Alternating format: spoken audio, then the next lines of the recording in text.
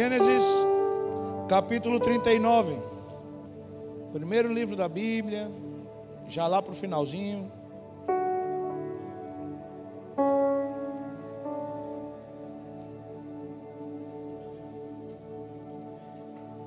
Quem encontrou, diga amém.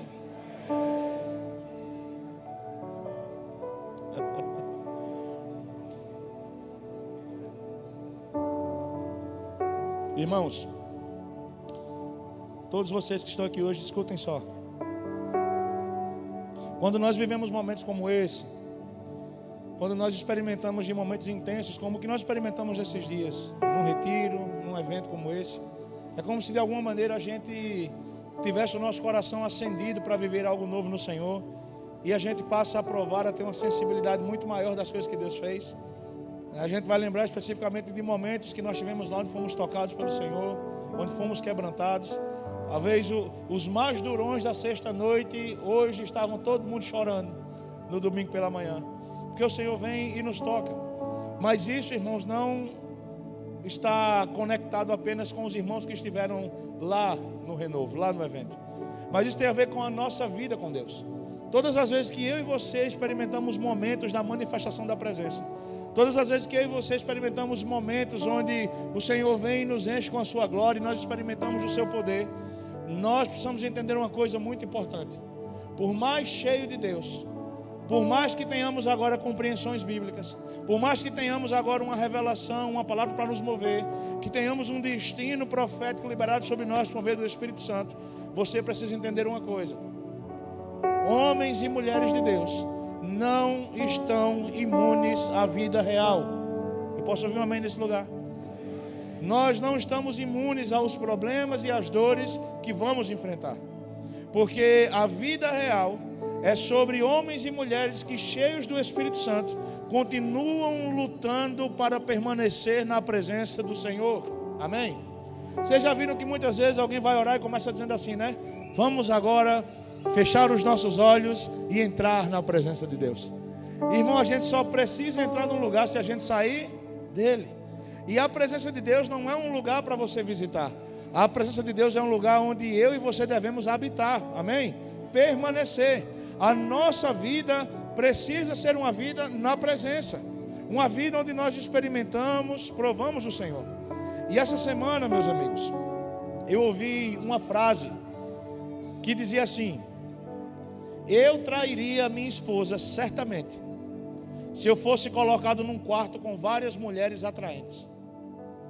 Vou repetir a frase: eu trairia minha esposa certamente se eu fosse colocado num quarto com várias mulheres atraentes. Você sabe quem falou isso? Quem falou isso foi o grande evangelista Billy Graham. Não foi nenhum cantor de banda do mundo, não foi nenhum artista querendo dar uma de galanteador, foi Billy Graham. Porém, ele continua a frase.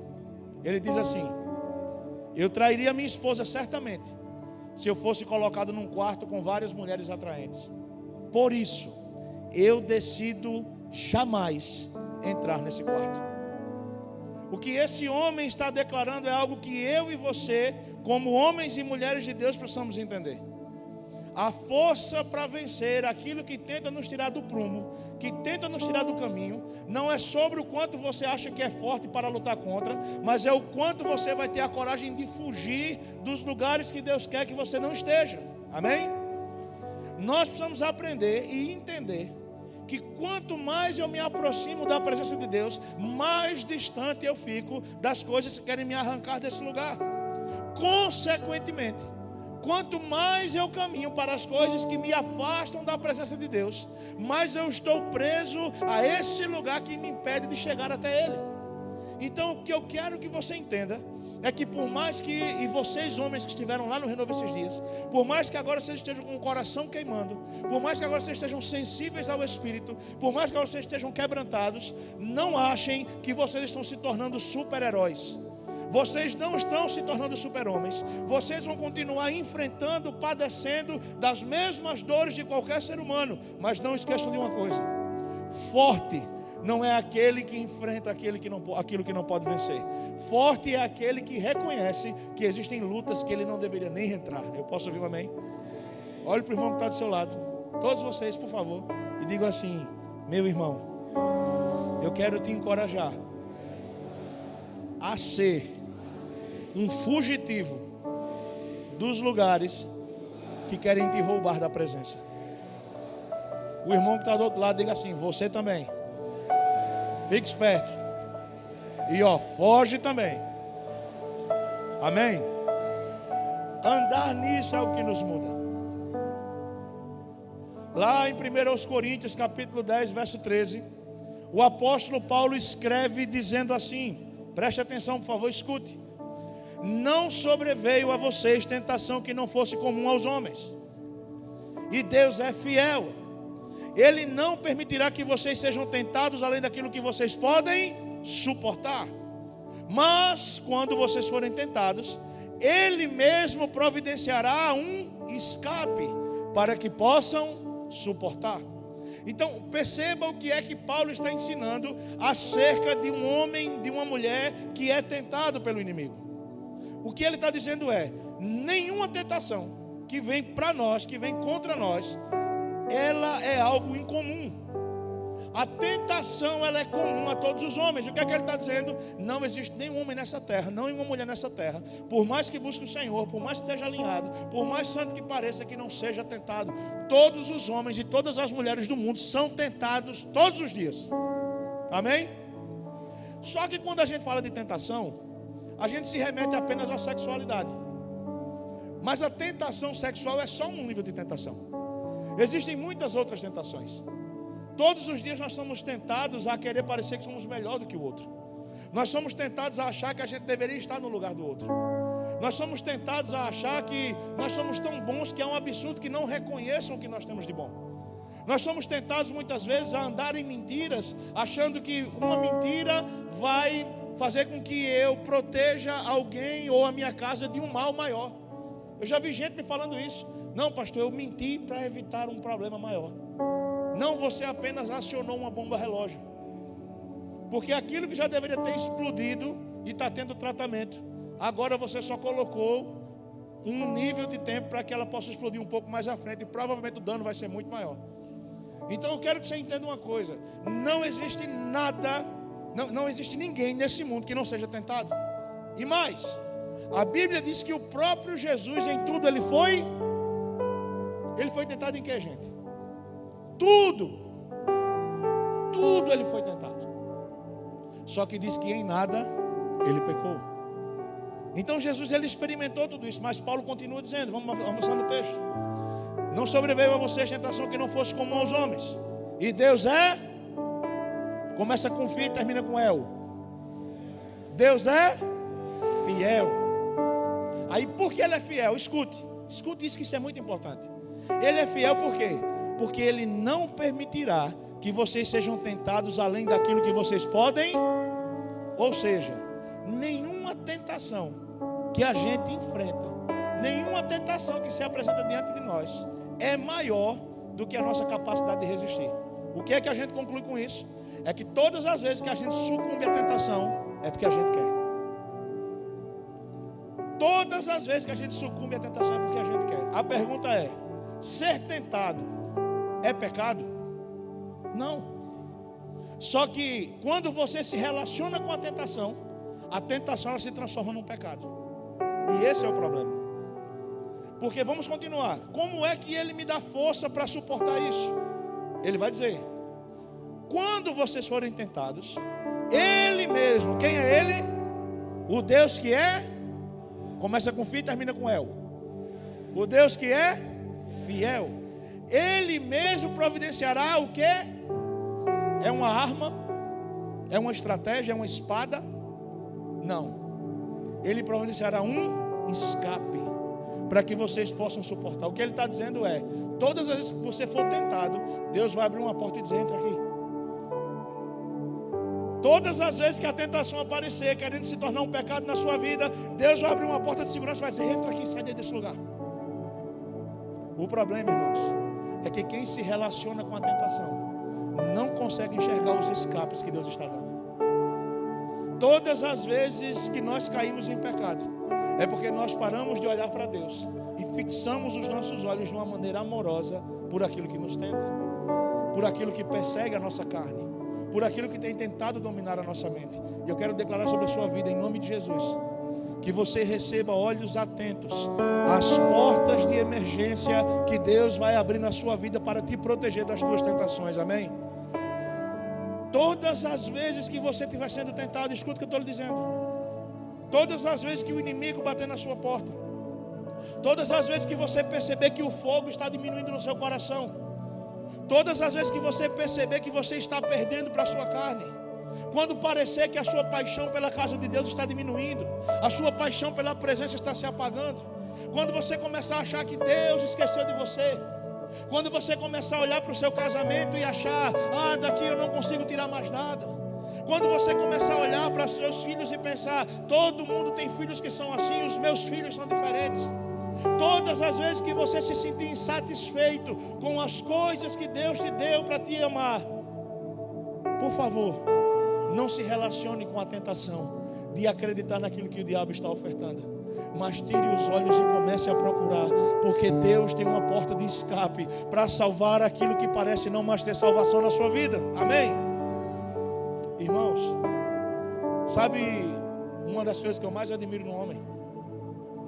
Não é quando ele chega para mim contando o quão forte ele é, mas é quando ele mesmo cheio de vergonha chega para mim e começa a confessar coisas que envergonham o coração dele. É quando ele começa a contar coisas para mim que denigrem a imagem dele, que possam fazer com que eu ache que ele jamais seria uma pessoa boa para ser um líder na igreja. Porque eu entendo que homens assim, eles não estão preocupados com a reputação, eles estão preocupados em manter a presença acesa. Então eu preciso entender que a maneira de vencer aquilo que tenta me roubar da presença é suportando. E como é que eu suporto? Fugindo. Lembra quando Paulo escreve a Timóteo, seu filho na fé, lá no capítulo 2, ele diz, 2 Timóteo capítulo 2, ele diz assim: Timóteo, foge das paixões da mocidade, mas antes siga o amor, a paz e a justiça com aqueles que com o coração puro invocam o nome do Senhor. Veja, ele está dizendo para Timóteo: Timóteo, você precisa aprender a fugir das coisas que te roubam da presença, das coisas que te roubam do lugar da santidade, das coisas que te roubam de andar nas medidas corretas que o Senhor tem para você. Amém, irmãos? Quem está me entendendo, diga assim, amém. Porque quando nós compreendemos isso, quando nós entendemos isso, nós não vamos criar a imagem de super-herói. Irmão, escute, toda pessoa que se apresenta como um super-herói, como alguém que parece ser intransponível ao pecado, está a um passo de cair. Porque no momento em que você acha que você é forte, você deixou de vigiar as bases de segurança da sua vida. Você deixou de vigiar as bases de segurança do seu coração, as bases de segurança da sua casa. Vocês viram agora, a gente estava ouvindo os meninos, os testemunhos, e vocês só ouviram duas coisas aqui. Tantas coisas que nós ouvimos nesses dias. Mas vocês viram o que o irmão falou? Eu caminho há 10 anos. Ele não é um ímpio, um cara perdido no mundo. É um irmão, alguém que nasceu de novo, um servo. E ele foi para lá para esses dias entender uma coisa: cara, mais importante do que aquilo que eu faço diante dos homens é aquilo que eu estou fazendo diante do meu Senhor. Então sim, antes de amar a casa de Deus, eu preciso amar a minha casa, a minha família. Amém? Porque escute só, quem aqui é esposa? Levante sua mão, você que é esposa. Quem é uma esposa incrivelmente linda e maravilhosa? Levante sua mão. Meu Deus, aleluia. Calma, calma, vai dar certo. Pega o código. Aprende. Irmãs, escute só. Muitas vezes,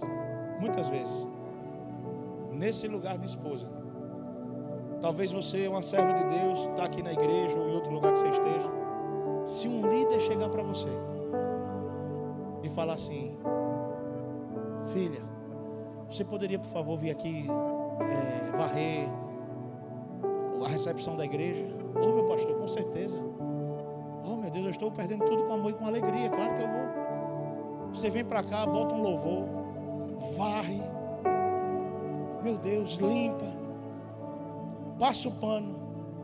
Quando o pastor chega, ainda manda uma foto: meu pastor, me perdoe, eu queria fazer melhor, mas eu não consegui. Não tem problema você amar a casa de Deus, honrar seu, não tem problema. O problema é quando você faz isso aqui mais em casa. O teu marido diz assim: meu amor, traz um copo d'água. Diz assim: tu não tem perna não, hein? Eu sei que isso não acontece aqui. Eu sei que nenhuma de vocês faz isso. É o senso de competição. É o senso de achar que você precisa fazer com que ele faça, né? Porque um dos ministérios da esposa, e está tudo bem essa parte, é fazer com que o marido não esteja parado. Porque ela não quer que a gente atrofie, né? Não quer. A segunda-feira é minha folga. Segunda-feira é o domingo dos pastores. É a segunda. Aí, na segunda-feira eu digo, Mores, olha, hoje eu não vou fazer nada. Ela, não, tudo bem. Aí eu faço, tem certeza? Ela, claro. Eu não vou fazer nada hoje não. Ela, não tem nada para fazer hoje. Não é sua folga? Eu digo, é. Aí eu vou. Tem certeza? Tenho. Eu vou jogar videogame um pouquinho. Ela vá. Quando você senta,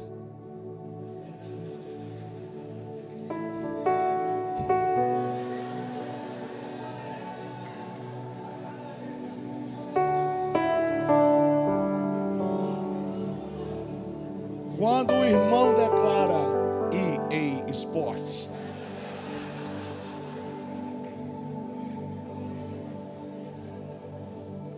e você está aqui olhando, e ela não está, você, Deus, o que é que está acontecendo? Ela não está. Quando começa a partida, quando você se desliga do mundo e você está online e não pode apertar start, jogando contra um coreano. Não vou expor Rafa, porque Rafa é japonês. Ele é japonês. Ele tem os olhos puxados também, mas é de outro canto. Gente, quando tu está ali empolgado naquele momento, Deus envia a sua esposa para te lembrar que você não está só. E ela, ó, não quero atrapalhar. Já atrapalhou, não quero atrapalhar. Mas não esquece, quando você terminar de jogar aí você tira o lixo. E, meu Deus, mas não tinha lixo agorinha. Ela, não, porque eu peguei umas coisas e coloquei no lixo, é para tu tirar. Aí eu, tá certo. Joguei 10 minutos. E já faz 1 hora tu tá aí, né? Porque o tempo da mulher, a contagem é diferente. Ó, não, mas tudo bem. Tu vai tirar o lixo depois, né? Eu digo, quando eu terminar aqui, meu amor, eu tiro logo o lixo, tá? Tá bom. Bota o fone de novo. De repente, quando eu vejo, ela está lá mexendo na caixa de lixo.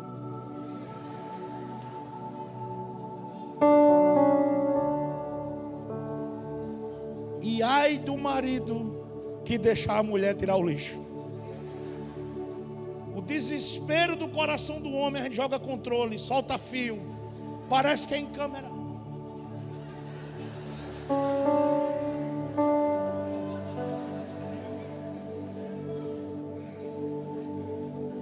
O lixo é meu. E você sai com as 2 sacolas de lixo azul na mão. Em uma tendo um pacote de Danone e o outro uma caixa de sapato.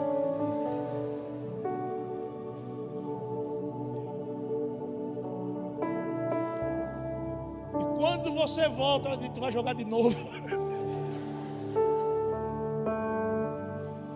Então você desiste. Os pratos é outro momento, mas vai dar certo também. Irmãos, por que eu estou falando isso? Deixa eu te dizer uma coisa. Por mais que a gente brinque com isso, deixa eu te dizer, escute isso. Quando alguém te ama, por mais que, claro, sempre você esposa, por favor, sempre deixe o seu marido ter um lugar de escape, um lugar dele ser gente.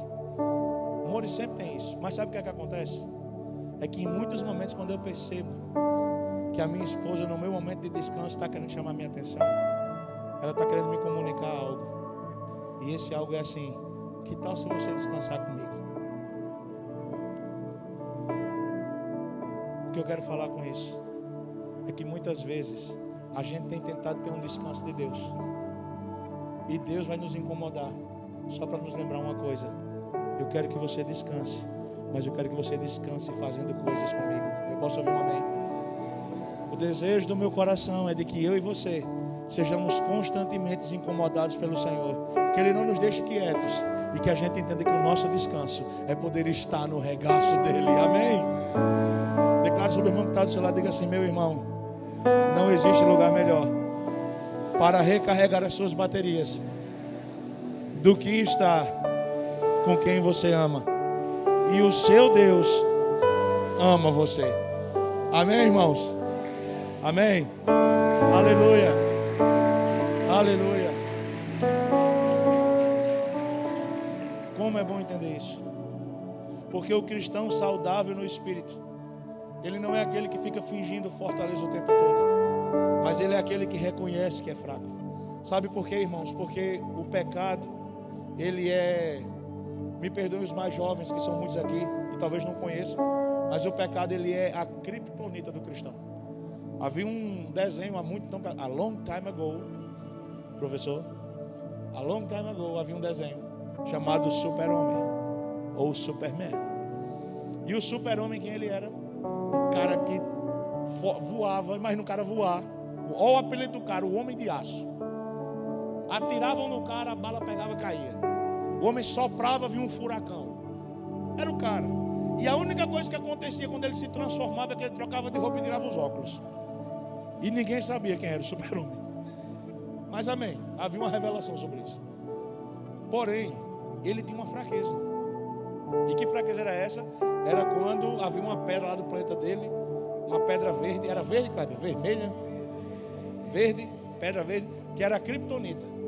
E o que é que a criptonita fazia? O que? Ela matava o Super-Homem. Ela enfraquecia. E quando ela enfraquecia o Super-Homem, o que é que acontecia? Ele ficava vulnerável diante dos inimigos. E aí, o que ele não apanhava antes, ele apanhava agora. Eu quero que você entenda que o pecado, ele é a criptonita do cristão. Ele vai te enfraquecer para que o diabo finalmente consiga ceifar a sua vida. Então, todas as vezes que você decide flertar com o pecado e carregar pedras de pecado na sua vida, você vai se tornar um cristão fraco.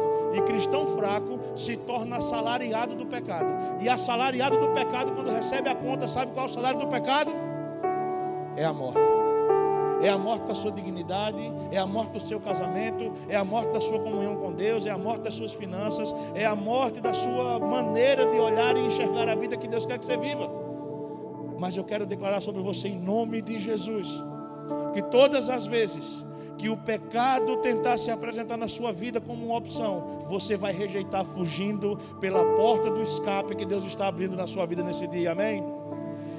E o texto que nós vamos ler agora, que eu vou vocês lerem, Gênesis 39, fala justamente de um homem que conseguiu entender isso. Porque talvez você ouça sobre Jesus, que em tudo foi pecado e nada, em tudo foi tentado e nada pecou, e você pensa: mas pastor, você está falando de Jesus, Ele é Deus. Mas a palavra diz que Ele mesmo sendo Deus se fez homem e padeceu das nossas dores. Diz que Jesus era um homem de dores e que sabia o que era padecer. Mas tudo bem, se isso para você é dificultoso acerca de saber quem Ele é, por ser um homem especial, cheio do Espírito Santo, cheio de Deus e que conseguia vencer o pecado, vamos para um homem que é igual a mim e a você, que não era Deus, que era um homem comum de família e que conseguiu vencer o pecado. Diante daquilo que se ofertou para ele, ele conseguiu dizer: não, eu venço, eu não vou aceitar isso. E como ele vence? Gênesis 39, a partir do verso 1. Se você puder, por favor, repita assim comigo, diga assim: eu creio que a Bíblia é a palavra de Deus, e eu sou o que a Bíblia diz que eu sou. Eu tenho o que a Bíblia diz que eu tenho. E eu vou onde a Bíblia diz que vou. Esse texto fala sobre José na casa de Potifar. Você sabe, José era um dos filhos de Jacó. E ele, por ter tido um sonho, onde os irmãos dele eram vistos como feixes, e o pai e a mãe como o sol e a lua, e se dobravam diante dele. Os irmãos, que já tinham uma espécie de ciúmes por achar que ele era um filho predileto pelo pai, pela maneira que o pai o tratava, decidem tramar contra a vida de José para matá-lo. Todavia, um dos irmãos ajuda para que não mate, porém ele é vendido como escravo. Então alguns homens ismaelitas compram José como um escravo e o levam para o Egito. Chegando no Egito, um homem chamado Potifar, que era um capitão da guarda de Faraó, ele olha para José e vê que José é um homem de boa aparência, um homem que tem um bom físico e pode ser um bom escravo. Ou seja, esse cara tem condição de trabalhar para mim. E ele compra José e leva José para a casa dele. E é aqui que nós vamos ler agora, verso 1. E José foi levado ao Egito, e Potifar, oficial de Faraó, capitão da guarda, homem egípcio, comprou da mão dos ismaelitas que o tinham levado lá. E o Senhor estava com José. Diga assim comigo: o Senhor estava com José. E ele foi homem próspero e estava na casa do seu senhor egípcio. Verso 3. Vendo, pois, o seu senhor que o Senhor estava com ele, e tudo que fazia o Senhor prosperava em sua mão, José achou graça em seus olhos e servia-o, e ele pôs sobre a sua casa e entregou na sua mão tudo o que tinha. E aconteceu que, desde que o pusera sobre a sua casa e sobre tudo que tinha, o Senhor abençoou a casa do egípcio por amor de José. E a bênção do Senhor foi sobre tudo que tinha, na casa e no campo. E deixou, verso 6, e deixou tudo que tinha na mão de José, de maneira que nada sabia do que estava com ele, a não ser do pão que comia. E José era formoso de porte e de semblante. E aconteceu depois destas coisas, que a mulher do seu senhor pôs os olhos em José, e disse: deita-te comigo. Porém ele recusou, e disse à mulher do seu senhor: eis que o meu senhor não sabe do que há em casa comigo, e entregou em minha mão tudo o que tem. Ninguém há maior do que eu nesta casa, e nenhuma coisa ele me vedou, senão a ti, porquanto tu és a mulher dele. Como, pois, eu faria tamanha maldade e pecaria contra Deus? E aconteceu que, falando ela cada dia a José, e não lhe dando ele ouvidos para deitar-se com ela e estar com ela, sucedeu num certo dia, que ele veio à casa para fazer o seu serviço, e nenhum dos homens que trabalhavam na casa estava ali. E ela lhe pegou pela sua roupa, dizendo: deita-te comigo agora. E ele deixou a sua capa em sua mão e fugiu e saiu para fora. E aconteceu que, vendo ela que deixara a sua roupa em sua mão e fugira para fora, chamou aos homens de sua casa e falou-lhes, dizendo: vede, meu marido trouxe-nos um homem hebreu para escarnecer de nós. Veio a mim para deitar-se comigo, e eu gritei com grande voz. E aconteceu que, ouvindo ele que eu levantava a minha voz e gritava, deixou a sua roupa comigo e fugiu e saiu para fora. E ela pôs a sua roupa perto de si, até que o seu senhor voltasse à sua casa. Então falou-lhe conforme as mesmas palavras, dizendo: veio a mim o servo hebreu que nos trouxeste para escarnecer de mim. E aconteceu que, levantando eu a minha voz e gritando, ele deixou a sua roupa comigo e fugiu para fora. E aconteceu que, ouvindo seu senhor as palavras da sua mulher, que lhe falava, dizendo: conforme a estas mesmas palavras me fez teu servo, a sua ira se acendeu. E o senhor de José o tomou e o entregou na casa do cárcere, no lugar onde os presos do rei estavam encarcerados. Assim esteve ele ali na casa do cárcere por alguns anos. Irmãos, primeiro José é vendido pelos irmãos como um escravo. Aí vem um homem e compra José para ser escravo na casa dele. Só que o Senhor era com quem, gente? Com José. A casa do Senhor que havia comprado José começa a prosperar. As coisas começam a dar certo. E quando ele percebe que, por causa do Deus de José, a casa dele está prosperando, ele coloca José num lugar de governo da casa. E ele diz assim: José, agora quem cuida de tudo é você. porque você está fazendo as coisas crescerem aqui dentro da minha casa, e eu confio em você. E aí, um certo dia, José, o texto faz questão de dizer que ele era bonito, de porte e de rosto. A mulher daquele homem olhou para José e desejou José. Gente, escuta comigo. Porque tem gente que diz assim, não, ainda bem que José naquele dia... Não, José, ele não rejeitou um convite, ele rejeitou inúmeros convites. Porque o texto diz que não apenas uma vez, mas dia após dia, aquela mulher convidava José para deitar com ela. Agora, gente, para pensar comigo. Quem é que cuidava da casa do homem? Quem era? Quem é que tinha as informações da casa, que podia montar a rotina e organizar tudo? Quem era? José poderia ter deitado com essa mulher e ninguém saber.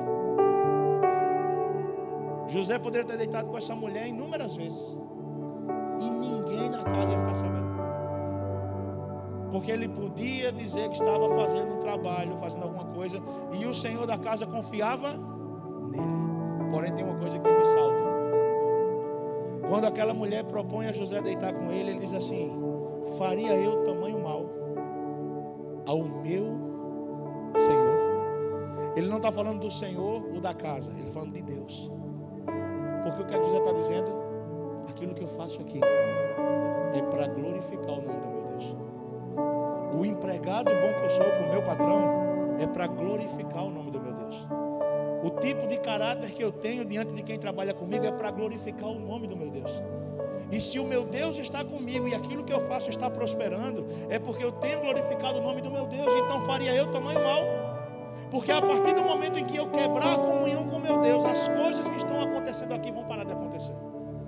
Porque José tinha consciência de que talvez os homens não vissem o pecado dele, mas ele sabia que Deus veria.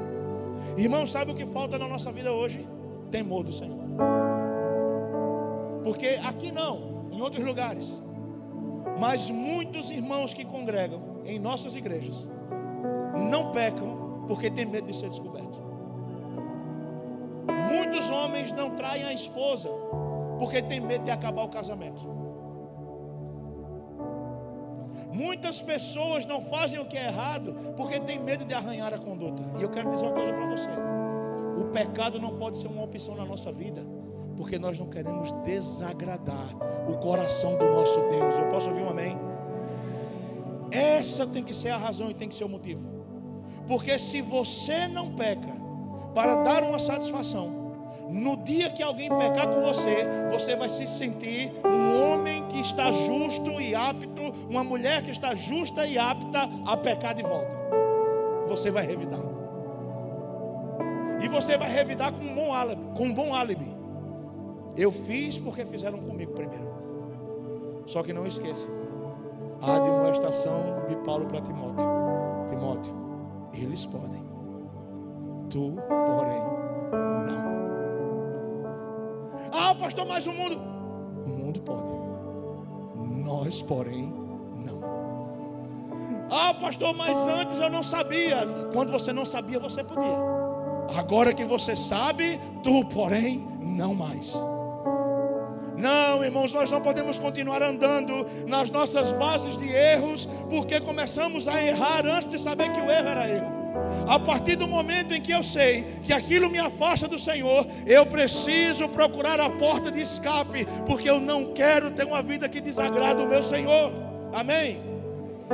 E José agora está sendo provado justamente nisso, na sua conduta e no seu caráter. Mas por que o texto faz questão de dizer que o Senhor estava com José? Porque José fazia questão de ter o Senhor com ele. Irmãos, de verdade, só reflete no que eu vou te falar agora. Com a vida que nós temos levado hoje, com o tipo de vida que você tem hoje, o tipo de conduta que você tem hoje, a pessoa que você é, quando os olhos dos outros não estão sobre você, nós temos tido uma vida que se preocupa em não desagradar o nosso Senhor, ou nós temos escolhido o caminho do pecado e aceitado a tentação em toda oportunidade. Ah, pastor, mas a carne é fraca. a carne de José também era fraca. Irmãos, o texto não diz que José não teve vontade de pecar, não. Também não diz que ele teve vontade. Mas o que o texto diz é que o motivo dele não ter pecado é porque ele não queria desagradar o seu Deus. Irmãos, eu tenho que ser um homem justo porque eu não quero desagradar o meu Deus. Eu tenho que ser um bom marido porque eu não quero desagradar o meu Deus. Eu tenho que ser um bom pai porque eu não quero desagradar o meu Deus. Você tem que ser uma boa esposa porque você não quer desagradar o seu Deus. Você tem que ser uma mulher de oração porque você não quer desagradar o seu Deus. Nós temos que ser uma igreja que ama Jesus mais do que as coisas, porque nós não queremos desagradar o nosso Deus. Agora escute, nós precisamos ser uma igreja José. Como assim, pastor, uma igreja José? Uma igreja que tem autoridade, porque o Senhor nos confiou. Uma igreja que está vendo as coisas avançarem, porque o Senhor está conosco. Mas que na primeira oferta de poder se deitar com alguém que vai te dar um prazer por um instante, mas vai roubar a sua unção permanente, vai dizer: eu não farei isso, porque eu não quero desagradar o meu Senhor. Irmãos, escute, eu estava falando isso esses dias para alguns irmãos. A gente estava até tendo um tempo de... A gente não teve um tempo de mesa, a gente teve um tempo de carroceria lá. A gente estava na carroceria de uma pampa conversando. Então foi uma mesa bem diferente. Mas eu estava falando desses dias até, e também compartilhando com alguns alunos lá do CDM, dizendo assim: ó, nós precisamos entender que este é um tempo onde o Senhor Deus tem chamado a sua igreja para um lugar de martírio. Mas não é o martírio que você está pensando. Não é o martírio da sua carne ainda. Porque nós vivemos ainda num país que é livre para que a gente possa cultuar. Mas aqui é livre para você cultuar. É livre para o espírita cultuar. É livre para o candomblessista cultuar. É livre para qualquer religião cultuar. Então entenda uma coisa: a nossa liberdade não está naquilo que os homens nos permitem fazer. A nossa liberdade está em ser obediente às coisas que Deus não permita que a gente faça. Quem é um cristão livre? Quem é uma igreja livre? É aquela que não está presa ao politicamente correto. É aquela que não está mudando a verdade e os fundamentos para agradar a massa. Ah, mas nós vamos perder pessoas. Tudo bem, gente, não tem problema. Mas aqueles que se vão por uma oportunidade voltarão por uma necessidade. E aqueles que voltam por uma necessidade precisam encontrar um pão. E que pão é esse? É Jesus. E aquele que comer desse pão nunca mais terá fome.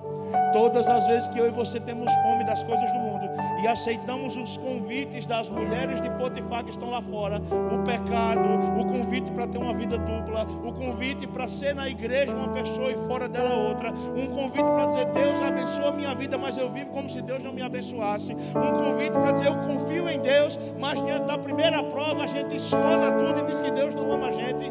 Esse é um tempo de que, se preciso for, a nossa imagem ser arranhada diante dos homens, para que ela continue intacta diante de Deus. Eu posso ouvir um amém nesse lugar? Meus irmãos, eu quero agora me reportar especificamente a vocês. Amanhã não vai ter ninguém passando com um sino para te acordar.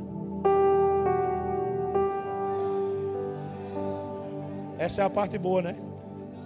Só que o sino que te acordava te levava para um lugar com mesa pronta.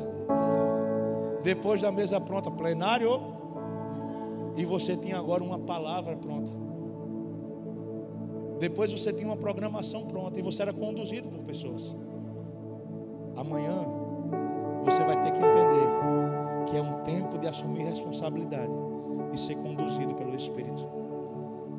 E a minha palavra para você é que amanhã cedo o sino do Espírito passe tocando e te chamando para um lugar de devoção. Que você entre com Ele no lugar secreto e tenha o seu tempo de devoção. Que você sente na mesa da sua casa com sua família e partilhe da mesa. Que você desfrute das coisas simples. que você entenda que muito mais do que colocar dinheiro e recursos dentro de casa, esse é um tempo de colocar afeto, amor e presença, porque essas coisas que se compram são por enquanto, mas as coisas que o Senhor nos deu, meus amigos, elas são para sempre. Você vai marcar a lembrança de um filho seu, não pelo presente que você deu, mas é quando você usa o presente com ele, é quando você entende que aquilo que você vive é maior do que aquilo que você pode comprar. Meus irmãos, sejam homens. Ser homem não é pegar um monte de mulher por aí, não é mostrar a sua virilidade falando alto, não. Sabe o que é ser homem? É quando a mulher de Potifar aparecer para você e você olhar para um lado e para o outro e perceber que você tem a chance de fazer sem arranhar a sua imagem. Você olhar para o alto e dizer: por amor ao meu Deus, eu não sucumbirei à tentação, porque o meu Deus é fiel e Ele produzirá um escape para que eu não caia nesse lugar. Vocês passaram 3 dias sendo levantados. Façam valer a pena. Não tem um plano B. Jesus é a nossa única saída. José, por vencer a tentação, sabe qual foi o prêmio dele? Foi ser preso. Deixa eu te falar uma coisa: quem ama Jesus não precisa de garantias para continuar amando. Se o preço para amar Jesus for uma prisão, seja um prisioneiro do amor dele. Se o preço para amar Jesus for perder o seu emprego, seja um desempregado na presença. Se o preço para não perder Jesus for perder amizades, fique sozinho numa mesa, mas na comunhão do Senhor. Porque todas as vezes que um justo tem a sua vida limpa, Deus acrescenta frutos de justiça na vida dele. Se andar em justiça te faz perder amizades, Deus está querendo te dar amizades justas. Se andar em justiça te faz perder um emprego, Deus está querendo te dar um emprego justo. Se andar em justiça te faz perder um ministério, Deus quer te dar um ministério justo. Porque não se trata de você, se trata de um coração que diz: acaso poderia eu fazer algo que desagrade o meu Deus? Não, irmãos, o nosso Deus é fiel. O nosso Deus é fiel. Amém? Essa é uma noite onde o Senhor deseja nos selar com uma verdade. Essa é a última palestra do evento. Só que o vinho novo sempre está reservado para o final. Deus ainda tem um vinho novo para derramar sobre nós nessa noite. Você crê nisso? E a minha pergunta para vocês, homens, e para todos que estão aqui nos ouvindo hoje, para você que está em casa nos ouvindo pela internet e ouvindo essa mensagem no Spotify, em algum momento da sua vida, o meu convite hoje é: quantos aqui querem ter uma vida que rejeita as oportunidades de saciar a carne apenas por um motivo? Eu não quero desagradar o meu Deus. Quantos desejam isso?